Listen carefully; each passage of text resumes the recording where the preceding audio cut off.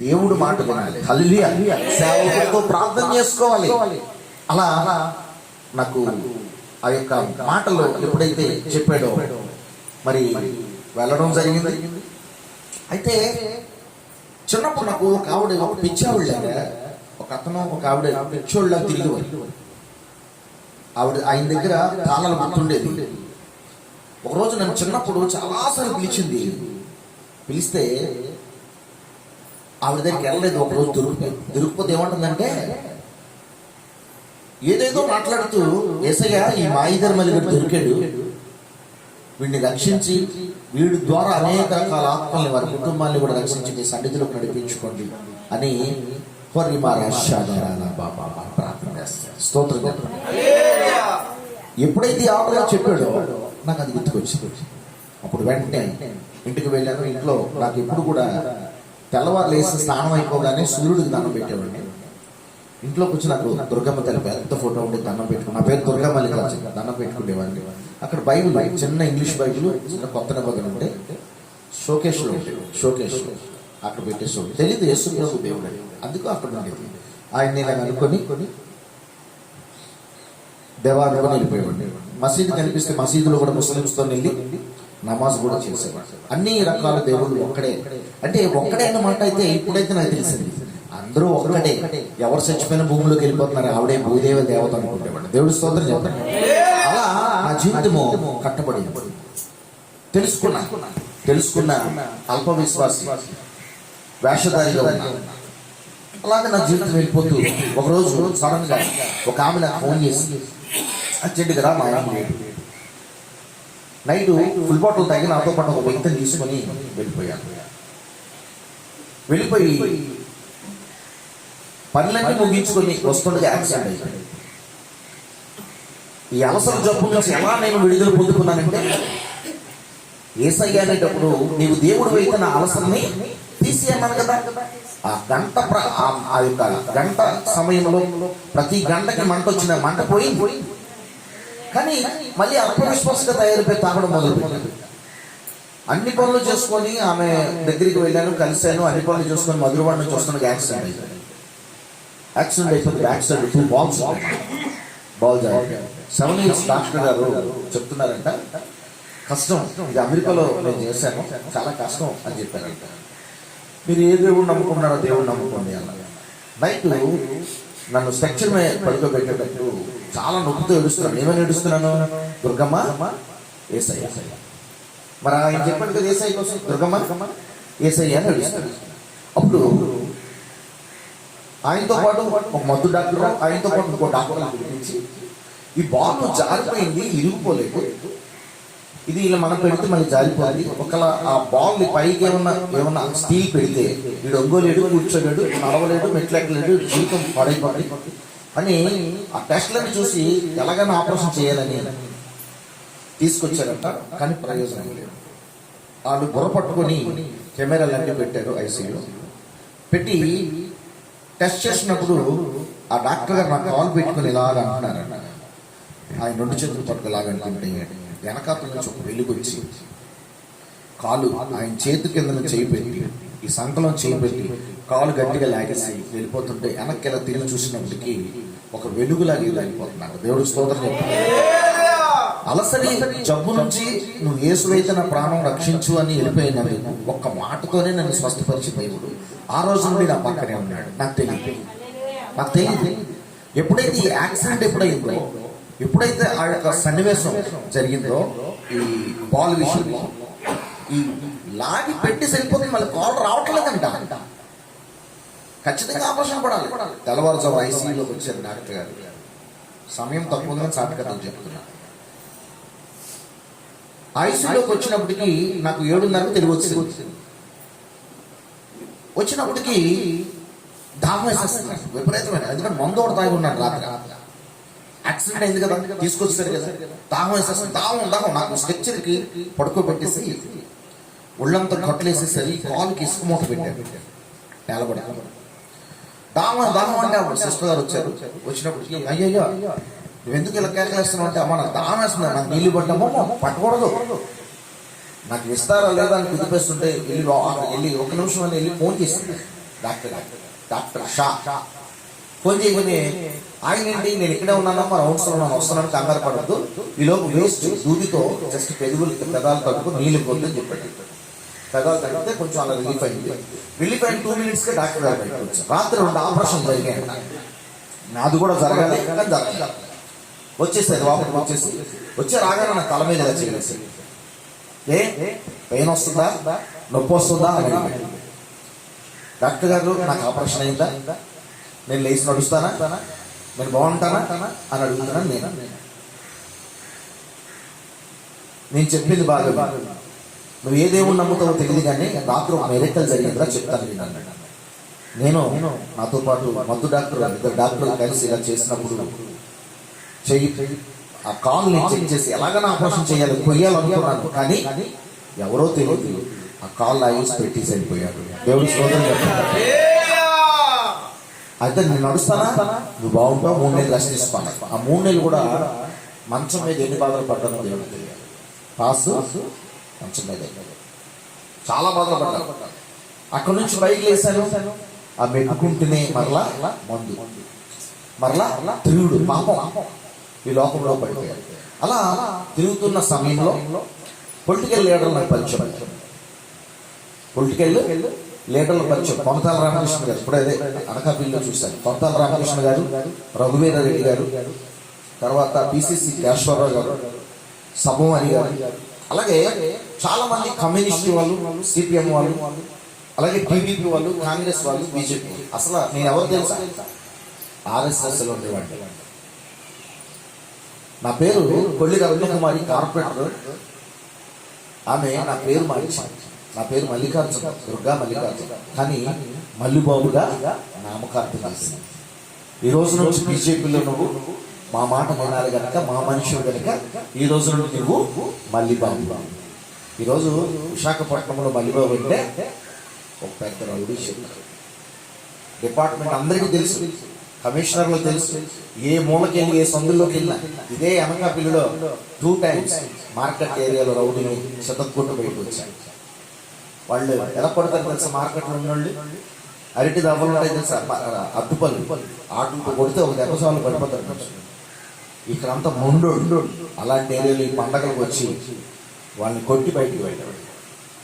అలా పేరు ప్రతిష్టలు అందరితో భయంకరంగా అందరితో కూడా పరిచయం అయిపోయింది. మరి సిపిఎంతో భూపాలపల్లి వెళ్ళేవాళ్ళు పరిచయం అయితే పేరు ప్రతిష్టలు వచ్చేసాయి. ఆ టైంలో మరి నేను చెప్పాలంటే అనుకోకుండా ఫోను, నేను పాటలు రాసేవాడిని, సినిమా స్టోరీ రాసేవాడిని. చదువు అయితే తక్కువే కానీ నాకు ఒక ఆశ, నేను రాసుకునేది మాత్రం నేను చదువుకోవాలి, అవతల వారు చెప్పుకుంటూ వాళ్ళు రాసుకుంటుంది. అలా చిన్నప్పటి నుంచి అన్ని దేవతలు దేవుళ్ళ పేరు పాటలు రాశాను. సినిమా పాటలు కూడా రాయడం మొదలుపెట్టాను. సినిమా రంగంలో ఒక పాట నాకు సెలెక్ట్ అయింది. వీడియో సినిమాకి విశాఖపట్నం రాజ్ కుమార్ గారిని పెద్ద రౌడీషట్, ఆయన దేవుడు పెట్టే, ఇప్పుడు పాస్టర్ అయిపోయారు. ఆయన ద్వారా అక్కడ వెళ్ళాను. అక్కడ నా పాట సెలెక్ట్ అయిపోయింది. పాట ఏంటంటే ఏంటి ఆపిల్ పండ్లు పిల్ల నువ్వు పంచదార నా గుండెల పిల్ల ఏమి చేసి కన్నది ఇలా అని పాట రాశాను. అవతల వారికి నచ్చేసింది, ఓకే అయిపోయింది. నేను పలానా రోజు వచ్చే నెల 5వ తారీఖు వచ్చి నువ్వు అన్నాడు. కానీ దేవుడి ఉద్దేశం ఏంటంటే నన్ను ఎక్కడ కూడా ఉంచలేదు, ఎక్కడ కూడా స్టడీ చేయలేదు. అంటే రోడ్ల మీద ఫాస్ట్ ఫుడ్లో తెప్పాలలో తోడుకున్న స్థితి నుంచి వట్ల పెట్టాలనుకున్నాను, బిజినెస్ చేయాలనుకున్నాను, వడ్డీ వ్యాపారం చేయాలనుకున్నాను, కొన్ని జాబులు చేయాలనుకున్నాను, వ్యాపారంలో ఉద్యోగాలు చేయాలనుకున్నాను. ఎక్కడ కూడా నన్ను ఉంచలేదు. సినిమా రంగానికి వెళ్తూ ఉంచుతాడు ఆయన కృపలో, గర్భంలో. అసలైన దోషం ఏంటంటే 8వ సంతానం వద్దని మా నాన్నగారు ఆపరేషన్ చేయించుకున్నారు. ఆపరేషన్ చేసుకున్నాక కడుపులో పడుకున్నాడు. బైబిల్ గ్రంథంలో ఉంది 139వ కీర్తన 13-16 చదువుకున్నాడు. ఇర్మియా అధ్యాయం 1 అధ్యాయం 4వ వచనం చదువుకున్నాడు. ఆయన కృపలో నేను ఉన్నాను కనుక, ఆయన బిడ్డగా తన సాక్షిగా నేను ఉండాలని ఆయన కృప ఉంది కనుక దేవుడు నన్ను వెంటాడుతూ వచ్చాడు. సినిమా రంగంలో మరి అక్కడికి వెళ్ళాక మరి ఒక రాజేష్ గారిని పెద్ద ఆయన పరిచయం అయ్యాడు. వైఎస్ రాజశేఖర రెడ్డి గారి మీద కూడా చనిపోయిన తర్వాత పాట రాశాను. తర్వాత సీరియల్స్ 4 సీరియల్స్లో భార్యమణి, అంతఃపురం, సత్యం శివం, సాయి లీల చేశాను. దందానే 58 దందానే మూవీలో యాక్ట్ చేశాను, 58 లవ్ స్టోరీస్ సీరియల్లో కూడా యాక్ట్ చేశాను. మరి అక్కడ ఉంటుండగా సడన్ గా ఏమైందంటే ఒక ఫోన్ వచ్చింది. ఆ ఫోన్తో విశాఖపట్నం వచ్చాను. విశాఖపట్నం వచ్చాక సంతోష్ గారిని మద్దిపాలెం మినీ పిక్చర్స్ చేస్తుంటారు. నాకు ఒక సినిమా తీద్దాం అనుకుంటున్నాను మళ్ళీ బాబు, మంచి పాట కావాలి. ఏంటి అంటే అమ్మాయి అబ్బాయి కోసం, అమ్మాయి పవర్ మగవాడు మరి చాలా దీని ప్రాయాలంటే వెంటనే అక్కడ కూర్చొని బుల్లెట్ ప్రూఫ్ పాప బాంబు లాంటి బాబు అని పాట రాశారు. అంటే ఒక అమ్మాయి ఇలా చూస్తానంటే బుల్లెట్ తగిలేస్తాడు, ఆ అబ్బాయి చూస్తే బాంబు పేలినట్టు ఆ అమ్మాయి హృదయంలో పేలుతాడు. ఇది లవ్ అంటే ఒక పాట రాశారు. ఆ పాట రాసేసి ఇంటికి వెళ్ళిపోయాడు. ఇంటికి వెళ్ళిపోతుండగా నాకు కరెక్ట్గా లీలమాల ప్రాంతంలో బార్లో మందు తాగి 9:30 10 అంత ఫోన్ వచ్చింది. వెళ్ళిపోతున్నాను ఇంటికి. అన్నా నువ్వు ఎక్కడ ఉన్నావు అంటే, అన్నా నువ్వు అర్జెంట్గా రావాలి, ఇక్కడ మనోళ్ళని ఒకరిని పొడి చేసేది.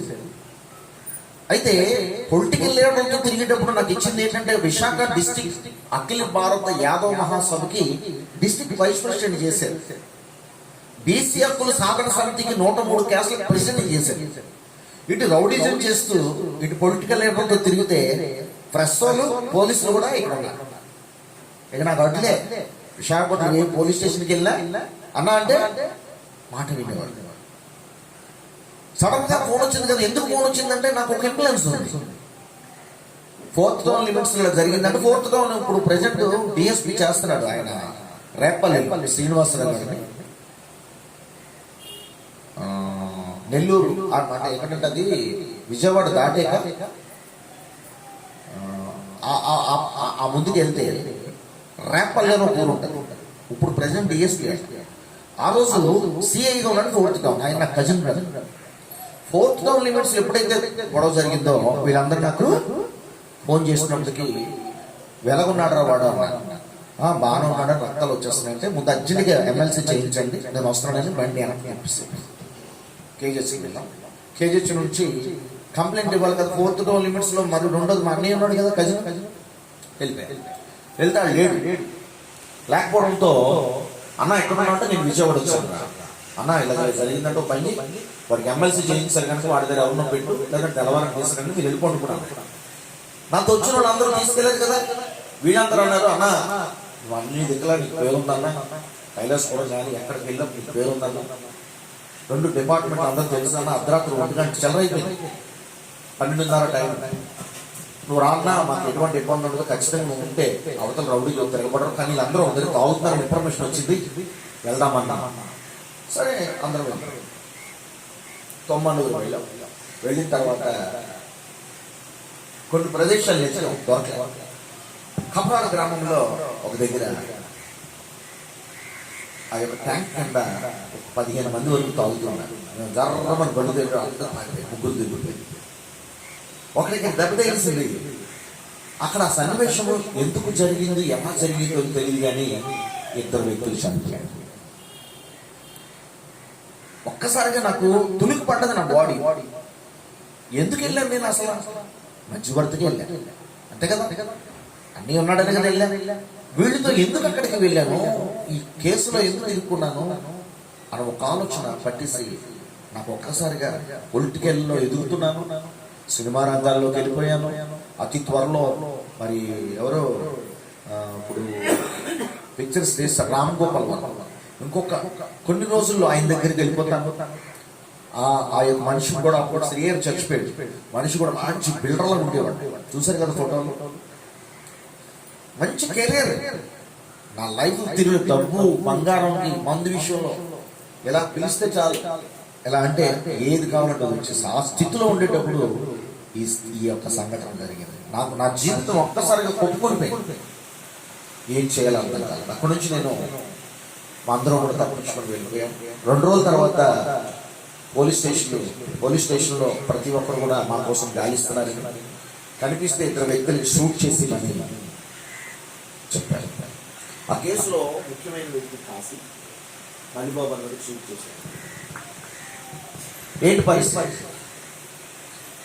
కొండల ప్రదేశం నుంచి జూ ప్రదేశానికి వచ్చి అక్కడ నుంచి ఎంఈపీ కాలనీ దగ్గర ఒక హోటల్కి వచ్చి అక్కడ కూర్చొని ఫ్రెష్ అయ్యి మా లాయర్ గారికి ఫోన్ చేస్తే లాయర్ గారు సిటిఎఫ్ ఆఫీస్ అని స్పెషల్ బ్రాంచ్ పై మమ్మల్ని తీసుకెళ్తే మాకు తెలీదు అక్కడికప్పుడేనంట కొత్తగా రాయలసీమ నుంచి ఒక ఎస్ఐ తెలీదు సిఐ గుర్తులేదు నాకు పెద్ద ఆఫీసర్ అయితే ఉన్నాడు. మా లాయర్ తీసుకెళ్ళి ఏమన్నాడంటే వాళ్ళతో నేను మా వాళ్ళని సరెండర్ చేస్తాను, నలుగురిని సరెండర్ చేశాను. 9 మందిలో 4గురిని సరెండర్ చేశాను. అసలు నేను వెళ్ళనన్నా బయట ఉంటానరా మీ అందరికి మెయిల్స్ ఇస్తాను, మీ 9 వెళ్ళిపోంటారా తమ్ముడు పేరు చెప్పాలి మీరంటే లేదన్నా నువ్వు ఉంటే పోలీసులు ఎవరు కొట్టరు, నువ్వు ఉంటే ఇన్ఫ్లుయెన్స్ ఉంటుంది అని నన్ను ఇరికించారు మా వాళ్ళు. సరే వాళ్ళతో పాటు వెళ్ళాను కదా. ఈ 4గురిని లాయర్ గారు రామ్మోహన్ గారు తీసుకెళ్ళేటప్పటికి వెళ్తూ ఆయన కూర్చొని అన్నాడు వ్యక్తితో, నువ్వు కొత్తగా వచ్చావా, నువ్వు నా పేరు రామ్మోహన్, నా క్లయింట్స్ వారి మీద మాత్రం ఒక లాఠీ పడితే ఒప్పుకోను అన్నాడు. రాయలసీమ వాళ్ళు ఒప్పుకుంటారా? సార్ కూర్చోండి అని కూర్చోబెట్టి నాతో పాటు 4గురిని లోపలికి తీసుకెళ్ళారు. తలుపులు వేశారు. ఒక పెద్ద గార్డెన్ పక్కకి లాగేటందుకు తలుపు ఓపెన్ చేసి కళ్ళకి గంటలు కట్టి 4గురిని మాకు గోడ దాటించి ఒక అడవి ప్రదేశాన్ని తీసుకెళ్ళి అక్కడ కళ్ళు ఓపెన్ చేసేటప్పటికి 4 పక్కల కొండలు. ఎక్కడికి తీసుకెళ్తారు సార్, ఎందుకు సార్ మమ్మల్ని అక్కడ తీసుకొచ్చారు, మా లాయర్ గారు అక్కడ మమ్మల్ని ఇక్కడ తీసుకొచ్చారంటే అలా ఉన్నాంటారా మిమ్మల్ని సూట్ చేయడానికి తీసుకురాలి అంటే అర్థమైంది, భయం వేస్తుంది కదా.